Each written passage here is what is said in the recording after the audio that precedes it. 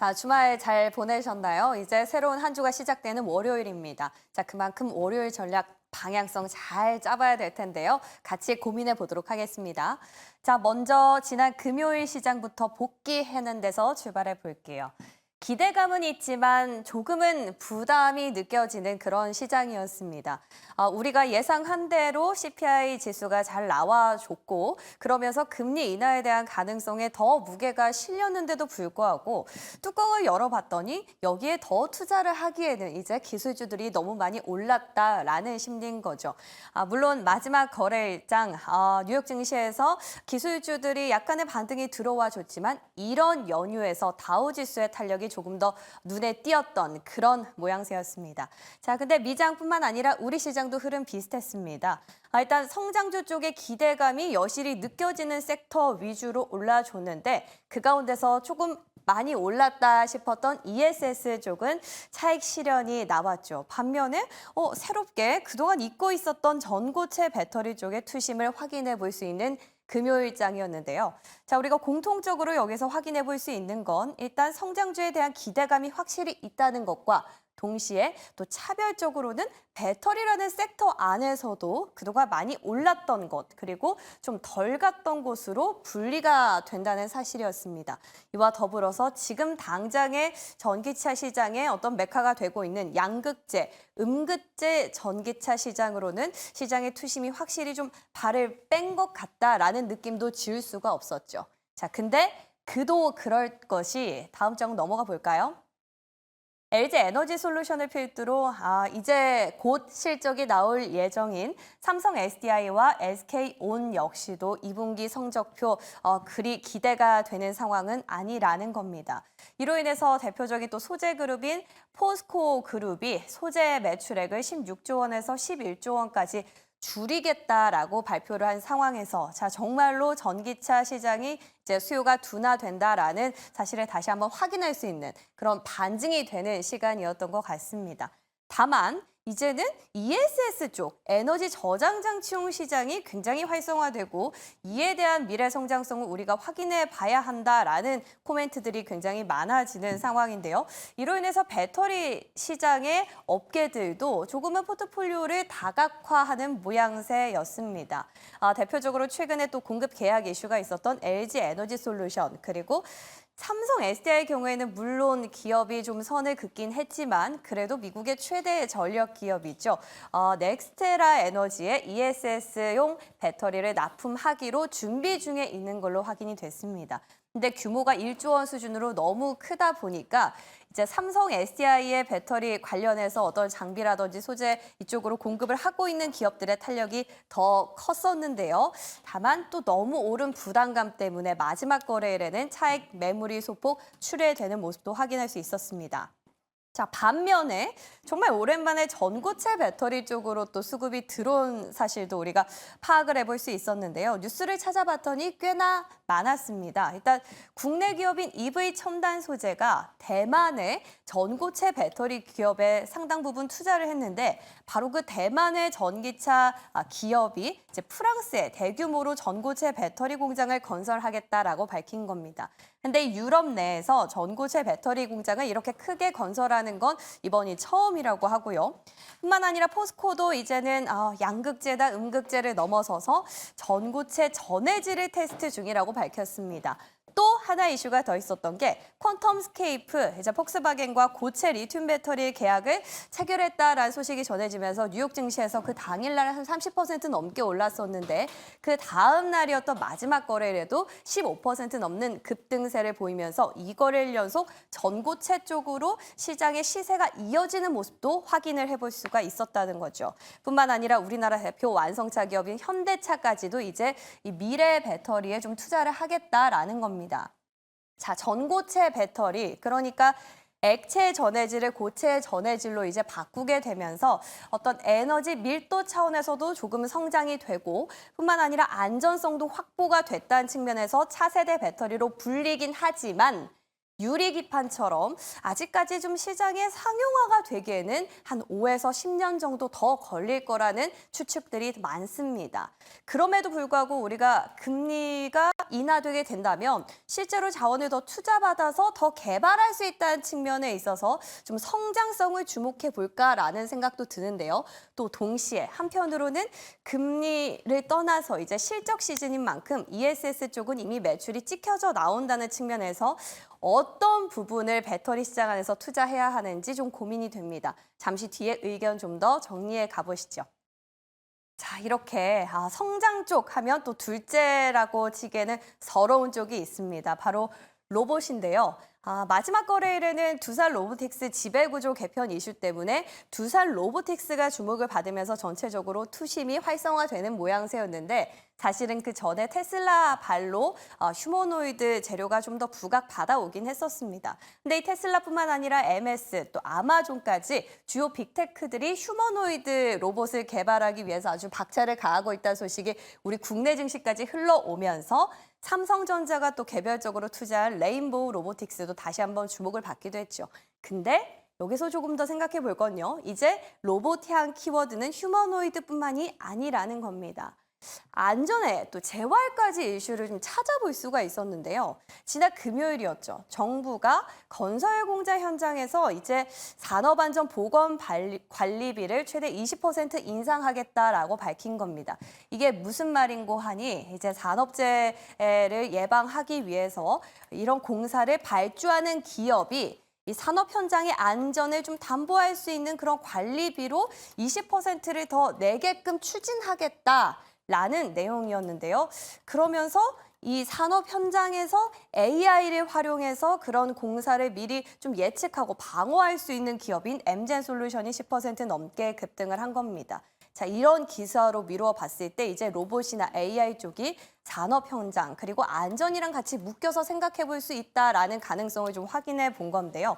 삼성전자도 뭐 반도체 공정 내에서 이제 유독 화학 물질이 워낙 많기 때문에 그들의 반도체를 이제 100%또 로봇으로 만들겠다라는 발언을 또 포부를 밝히기도 했고, 뿐만 아니라 의료용 재활 로봇을 만들고 있는 PNS 미케닉스도 이번 달 말, 그러니까 7월 31일에 코스닥 상장을 앞두고 있는 상황입니다. 근데 이 기업 같은 경우에는 이미 300종 넘는 로봇을 개발한 이력이 있고 이에 따라 6년 연속 흑자를 거두기도 했는데요. 자, 이제 로봇주들 이렇게나 재료는 많은 상황에서 또 하반기 금리 인하에 따른 수혜까지 꼽히고 있습니다. 그럼에도 불구하고 이제는 이 기대감을 뚫고 가기에는 조금은 부족한 면, 그와 더불어서 실적이나 성과가 이제 필요하다라는 지적들이 나오고 있는데 사실상 국내 시장에 상장된 이런 실적이나 성과가 나오는 기업은 그리 많지 않은 상황에서 오늘은 그 기업들을 좀 추려보는 시간을 가져볼까 합니다. 끝까지 채널 고정해 주시고요. 자, 그리고 우리가 주말 사이에 또 확인해 볼 만한 플러스 알파 이슈들도 많았습니다. 앞서서 계속해서 언급을 드렸겠지만 이제 트럼프 대통령이 유세 현장에서 피격을 당한 겁니다. 영상 보신 분들도 계시겠죠. 피격 당하자마자 주저앉았다가 다시 경호원들의 가드를 받으면서 올라온 트럼프 대통령.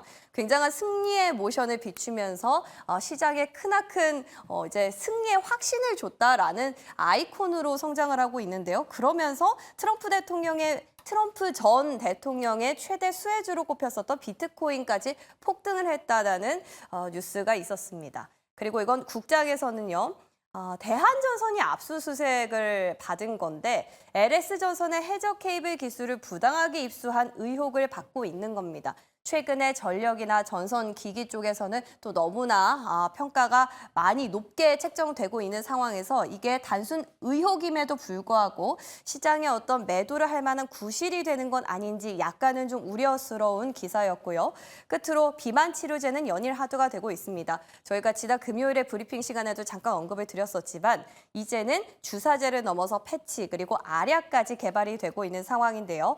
자, 화이자 이제 두 번 투약했을 때는 부작용이 발생해서 그 순간 잠깐 멈췄었는데 1회 투약 시에는 성공을 해서 또 다른 시장의 파장을 이끌어올지 좀 궁금해지는 대목입니다. 자, 국내에서 오늘 비만 치료제 어떤 시세가 나올지도 확인이 필요해 보이네요. 자, 이렇게 해서 오늘장 브리핑은 여기서 마무리가 됐고요. 이제 전문가들과 함께 의견 좁히러 가보겠습니다.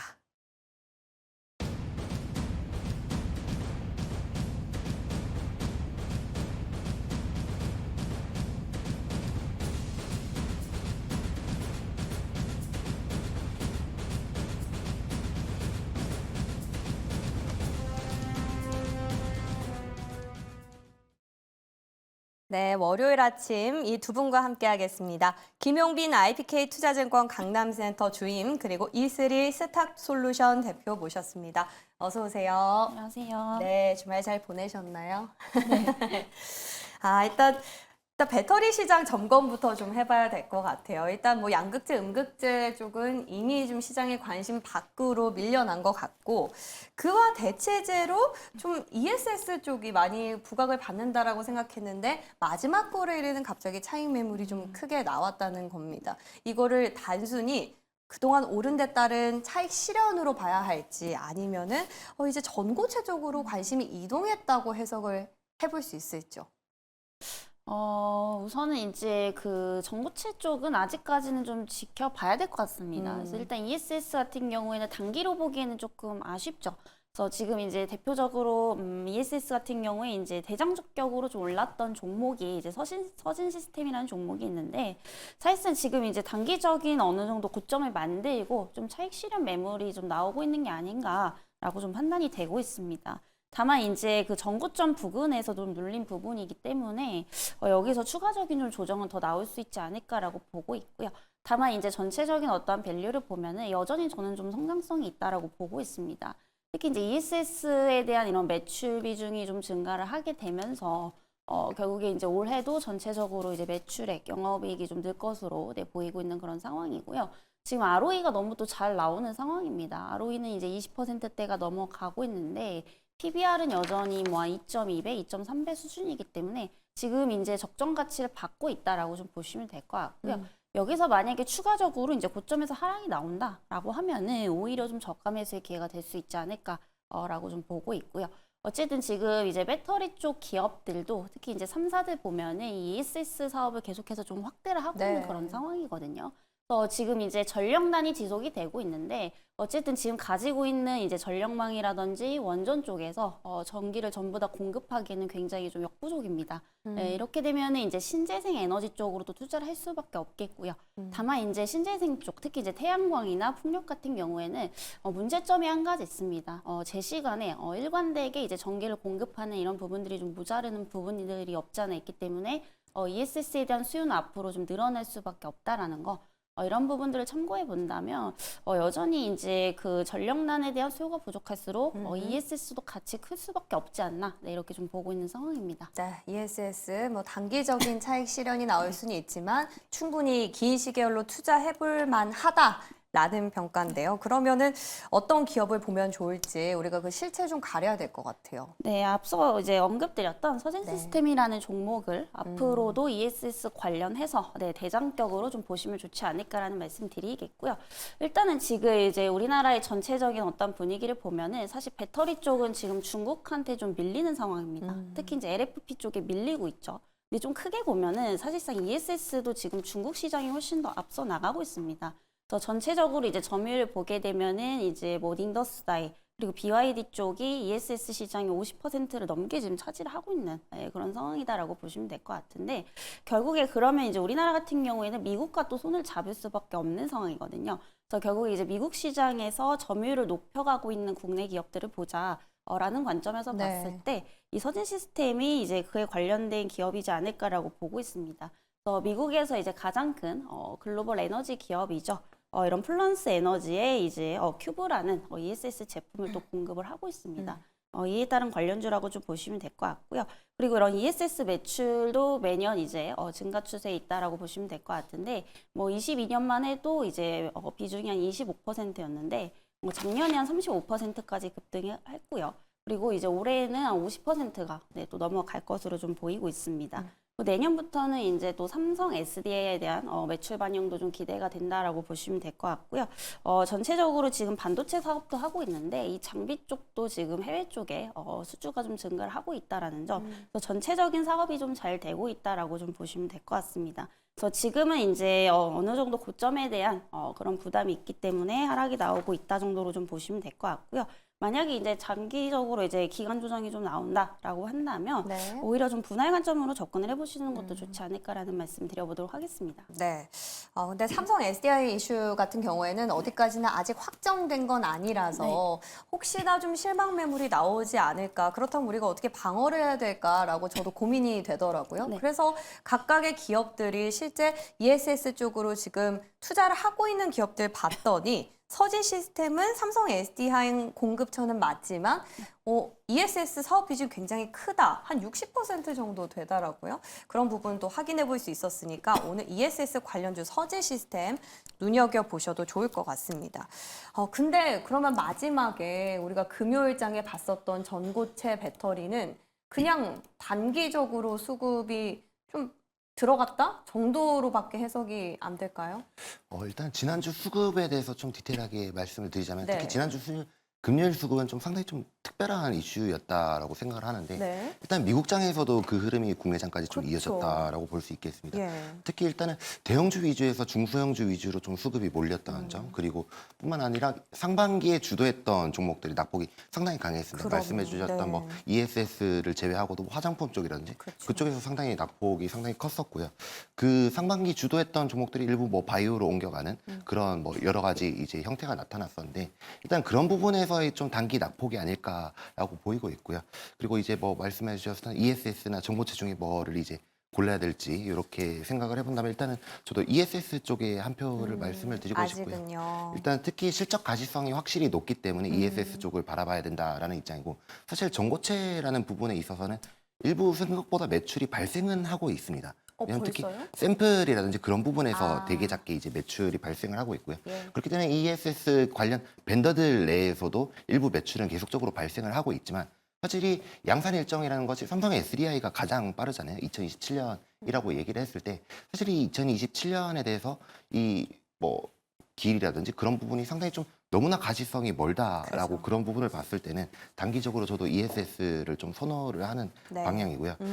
일단은 뭐 앞서 말씀드렸듯이 전고체에서도 일부 샘플이 매출되고 있긴 하지만은 결국에는 27년까지 저희가 아무리 빨라야 끌고 가야 되는 것이기 때문에 뭐 다른 기업들은 사실 28년, 29년, 30년까지도 얘기를 하는 부분이 있기 때문에 네. 그런 부분에서는 상당히 좀 가시성이 많이 낮다라는 부분을 봐야 되지 않나 싶습니다.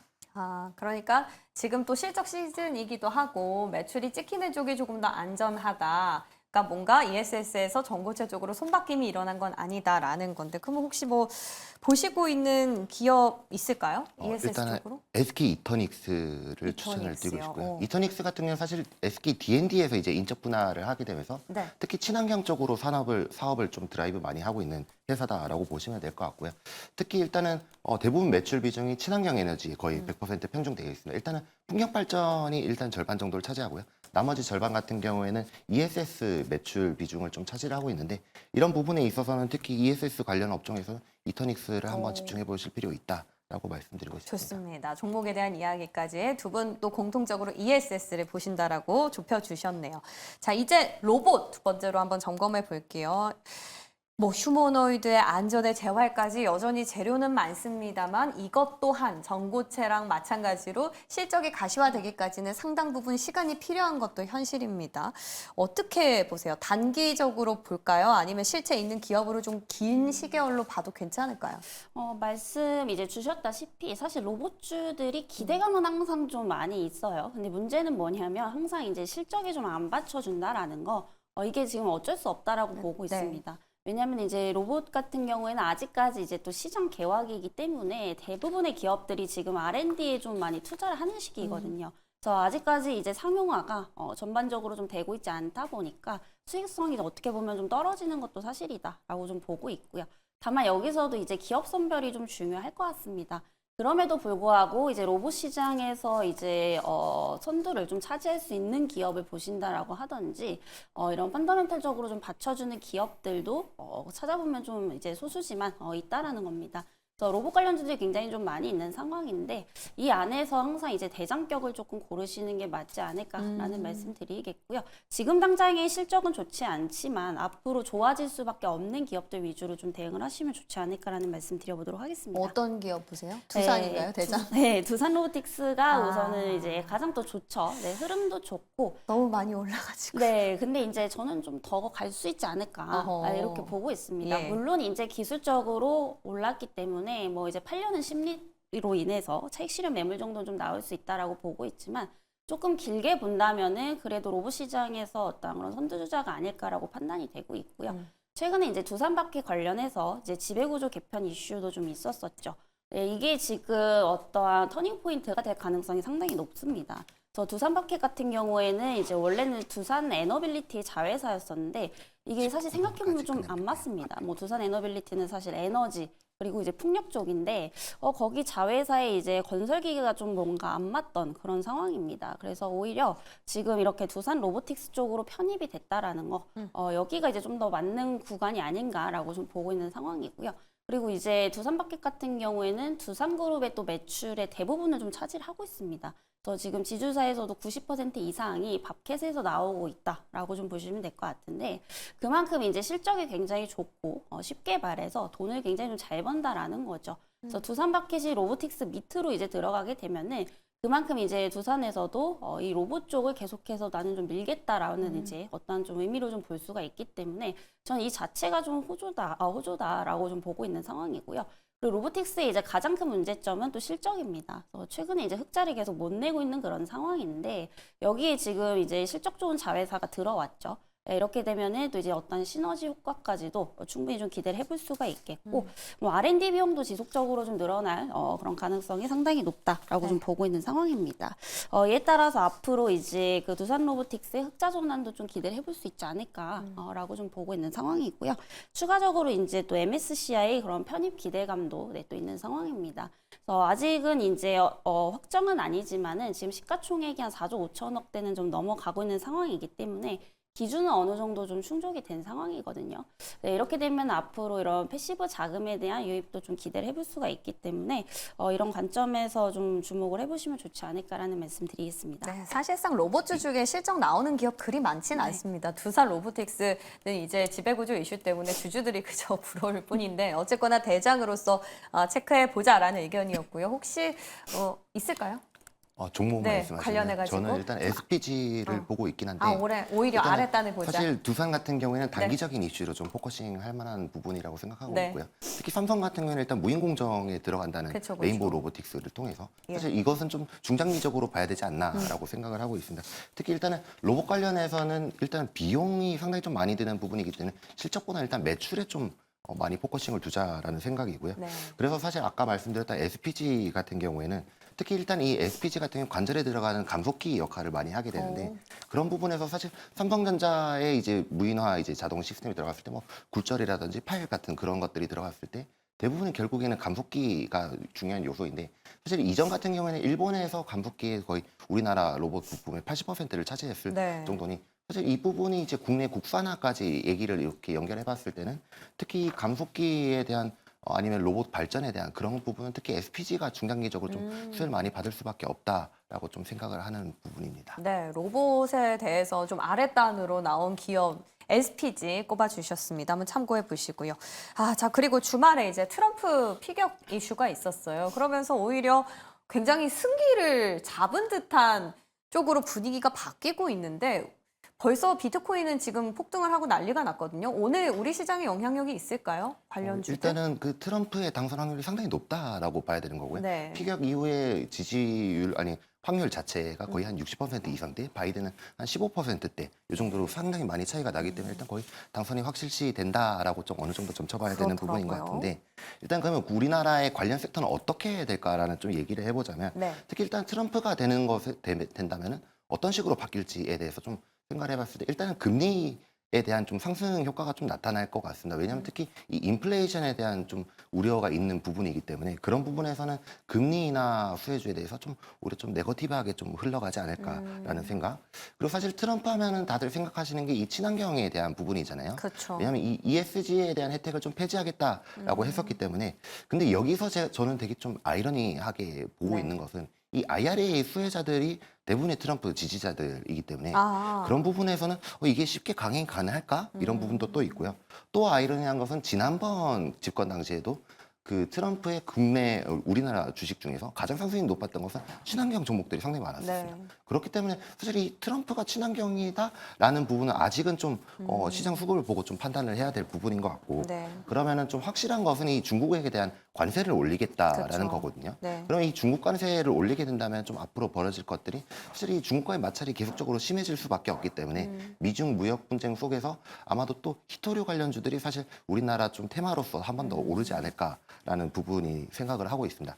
그리고 이 종합적으로 봤을 때 이 트럼프가 계속적으로 좀 지지하는 부분에 있어서는 특히 이 AI에 대한 그런 부분도 상당히 좀 자국주의로서 좀 많이 강조를 하고 있는데 그런 부분에서 우리나라 좀 수혜로 봤을 때는 AI와 이제 특히 전력 관련 그래서 이제 우리나라 쪽에서 좀 수혜를 받는 업종이라고 봤을 때는 일단 AI 전력 관련 쪽 하나랑 그리고 테마로서는 히토류 종목들이 아닐까 이렇게 한번 생각을 해보고 있습니다.